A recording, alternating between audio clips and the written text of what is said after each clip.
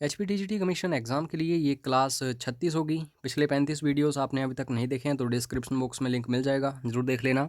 अगर आपको पता नहीं चल रहा है कि डिस्क्रिप्शन बॉक्स कहाँ है तो सीधा व्हाट्सएप करना, हम आपको लिंक प्रोवाइड करवाएंगे। बाकी जो भी आपके डाउट्स हों, क्वेरीज हों, क्वेश्चंस हों, कोई फीडबैक हो, आप हमें व्हाट्सएप कर सकते हैं। जो भी नए स्टूडेंट्स जुड़े हैं इस वीडियो के थ्रू इस यूट्यूब चैनल पर, बता दूँ TGT कमीशन एग्ज़ाम के लिए हम 1000 MCQs की ये सीरीज़ डिस्कस कर रहे हैं। एक क्वेश्चन के साथ अदर जो इंपॉर्टेंट फैक्ट्स बनते हैं उन्हें भी हम कवर करते हैं। और इन वीडियोस का उद्देश्य क्या है कि आप जो भी पढ़ते हैं या फिर पिछले 5 महीनों में जो भी आपने पढ़ा है उसमें से आपको कितना आता है, तो इन वीडियोस के माध्यम से आप खुद को टेस्ट कर सकते हैं। बिना टाइम वेस्ट किए हुए चलिए शुरू करते हैं। पहला क्वेश्चन, निकेई क्या है? NIKKEI।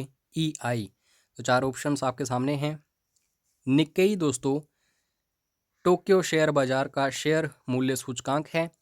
तो आपको ये याद रखना है। अगर मैं बात करूं बॉम्बे स्टॉक एक्सचेंज की, जो भारत का सबसे बड़ा स्टॉक एक्सचेंज है, तो इसका सूचकांक जो है वो है सेंसेक्स। ठीक है, तो इसी प्रकार निकेई है किसका? टोक्यो शेयर बाजार का। तो ऐसे क्वेश्चंस बनते हैं बार बार। उसके बाद नेक्स्ट क्वेश्चन, आर्य समाज सिद्धांतों के आधार पर कब विभाजित किया गया था? दोस्तों आप सभी के लिए होमवर्क है, ज़रूर आप रिसर्च करना या फिर आपको आता हो इसका आंसर तो कमेंट करके बताना। आर्य समाज की स्थापना किसने की थी और कब की थी? ये 2 क्वेश्चंस हैं आप सभी के लिए। आर्य समाज एक समय था तो विभाजित हो गया था दोस्तों, जो सिद्धांत होते हैं इनके आधार पर। तो कब हुआ था? 1893 ईस्वी में। A is right answer. और इंडियन नेशनल कांग्रेस बहुत ही ज़्यादा इम्पोर्टेंट बॉडी थी भारत के इतिहास में। और यहाँ से दोस्तों एक क्वेश्चन तो पक्का होता है हर एग्ज़ाम में। तो 1885 ईस्वी में जब इसकी स्थापना हुई थी तो ये मेक श्योर किया गया था कि सेकुलरिज्म होना चाहिए, धर्म निरपेक्षता, यानी कि हिंदू मुस्लिम सिख ईसाई में कोई भी भेद नहीं होना चाहिए। तो पहला सेशन जब इसका हुआ, अधिवेशन जब हुआ, तो बोला गया कि कोई हिंदू इसकी अध्यक्षता करेगा, तो WC बैनर्जी निकल के सामने आए। फिर उसके बाद बोला गया कि कोई अन्य धर्म का हो, तो उसके बाद दादा भाई नौरोजी, फिर उसके बाद बदरुद्दीन तैयब जी।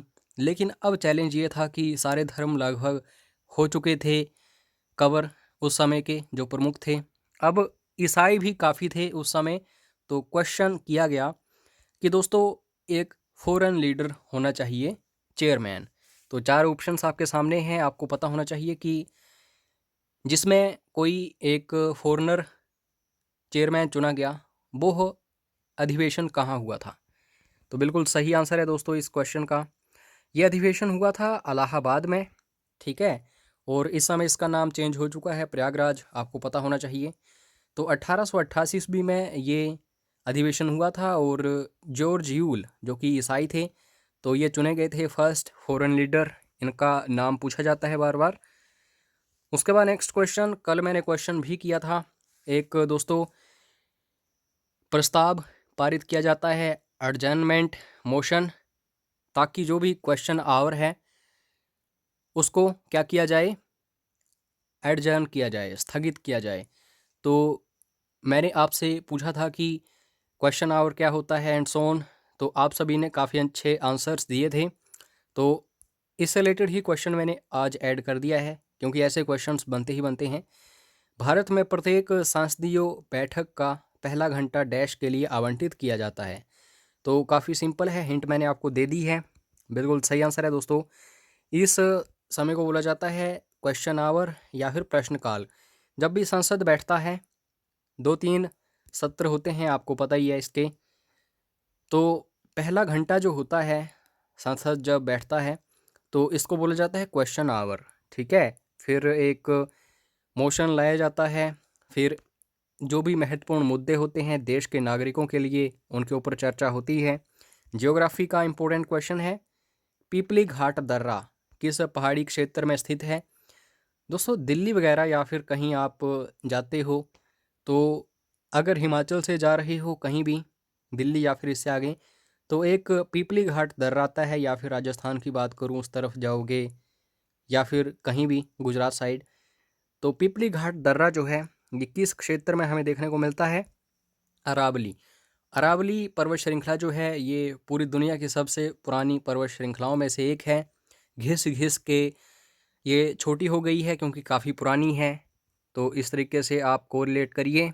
और ये जो अरावली पर्वत श्रृंखला है इस तरीके से है राजस्थान और दिल्ली के बीच में। तो जब मानसून आता है दोस्तों तो ऐसे ही निकल जाता है, बारिश ही नहीं होती इसके आसपास। भारत में कॉफ़ी के अधिकतम उत्पादन वाला राज्य डैश है। चाय का कौन सा है कमेंट करके ज़रा बताओ, अभी पता चल जाएगा कितनी तैयारी करते हैं आप। भारत में कॉफ़ी के अधिकतम उत्पादन वाला राज्य जो है वो है दोस्तों कर्नाटक। और इंटरेस्टिंग फैक्ट ये है कि अगर पूरे भारत में 100 मीट्रिक टन उत्पादन होता है तो 71 या फिर 71% प्रोडक्शन जो है ये कर्नाटका में ही हो जाती है। तो आप अंदाज़ा लगा सकते हैं कितना डोमिनेटेड ये स्टेट है। अगर हम कॉफ़ी के नज़रिए से देखें, तवा नदी जो है एक प्रमुख नदी की सहायक नदी है, तो उस नदी का नाम बताओ जिसकी ये सहायक नदी है, मोस्ट इम्पोर्टेंट।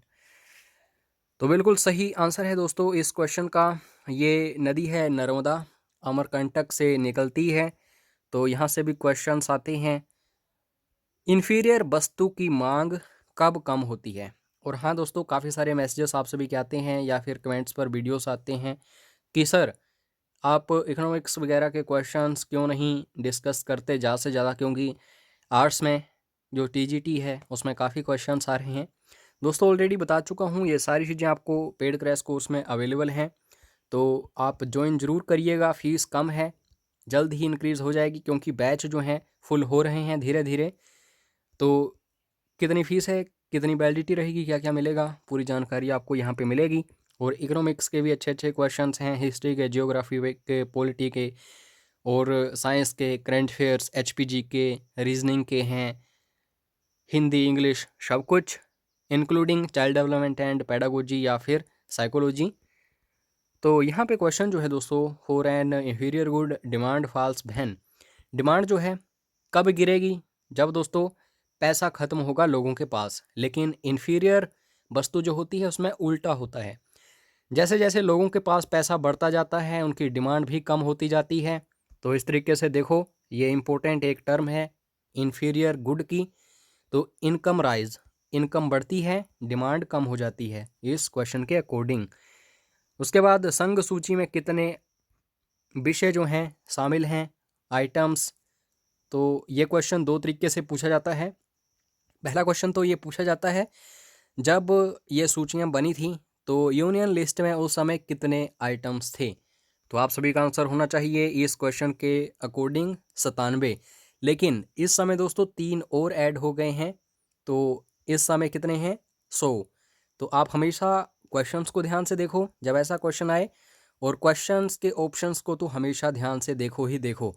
अगर 100 भी दिया गया है, 97 भी, तो 100 को टिक करो, क्योंकि करंट अफेयर्स के साथ आपको जुड़े रहना है। एग्जामिनर भी यही चाहता है कि स्टूडेंट्स जो हैं करंट अफेयर्स के साथ जुड़े हों।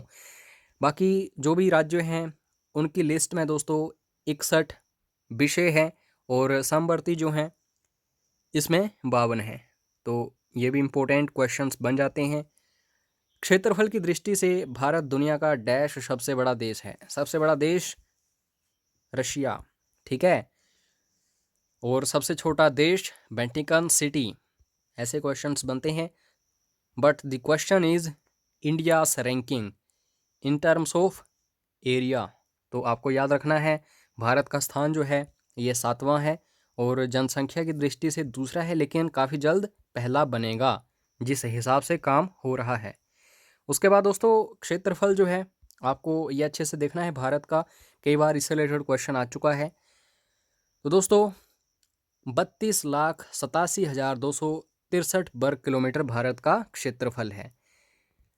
भारत मुख्य रूप से लौह अयस्क का निर्यात किस देश को करता है?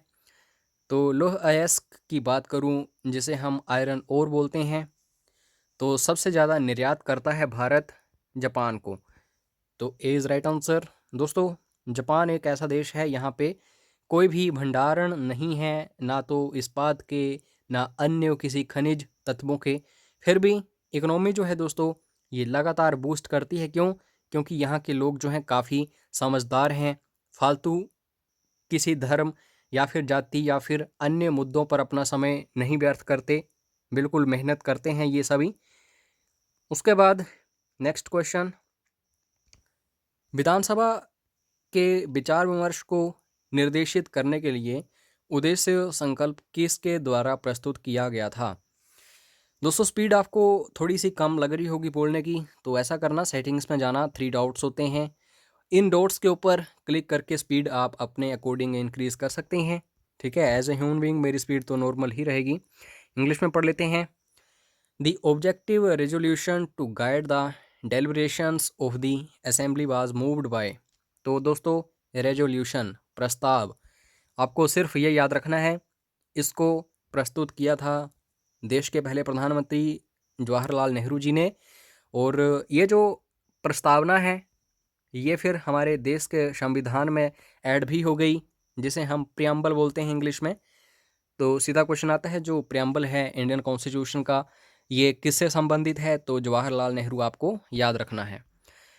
और ये भी काफ़ी इम्पोर्टेंट क्वेश्चन है, क्यों आपको पता चल जाएगा जब आंसर आप देखोगे। तो ग्लिम्पसेस ऑफ वर्ल्ड हिस्ट्री, ये पुस्तक है काफ़ी फेमस, तो किसके द्वारा लिखी गई थी? बिल्कुल सही आंसर है दोस्तों, अगेन पंडित जवाहरलाल नेहरू, इसलिए मोस्ट इंपॉर्टेंट है ये। अच्छे से देख लेना, जिस क्वेश्चन के आगे मैं मोस्ट इंपॉर्टेंट लगाता हूँ वो बहुत ही महत्वपूर्ण क्वेश्चन होता है। ईस्ट इंडिया कंपनी एकमात्र ऐसी कंपनी जिसने मोनोपोली हासिल कर ली थी इंडिया में, एकाधिकार, और काफ़ी सालों तक भारत के ऊपर इन्होंने शासन भी किया था। तो ईस्ट इंडिया कंपनी की स्थापना कब हुई थी भारत में, और उस समय शासक कौन था दोस्तों? हिंदुस्तान का सबसे शक्तिशाली और समझदार शासक था उस समय, कौन? अकबर।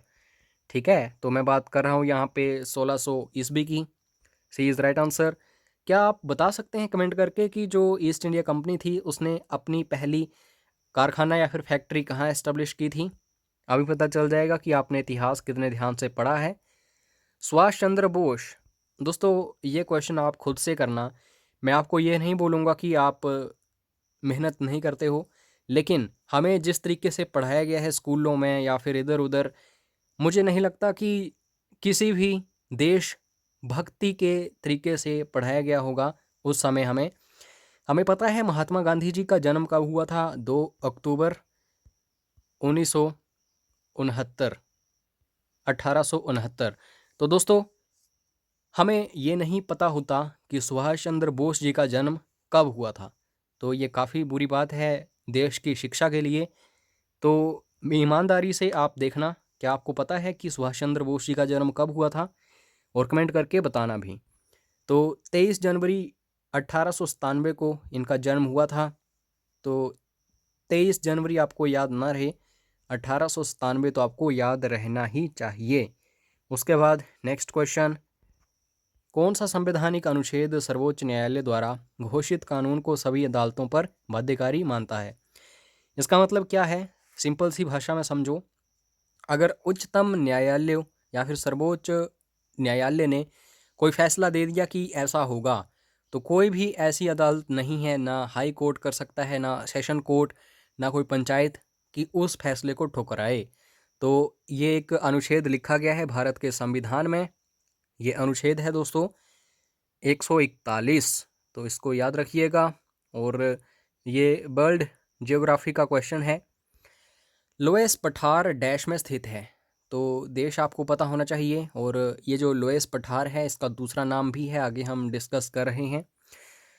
तो बिल्कुल सही आंसर है इस क्वेश्चन का चीन।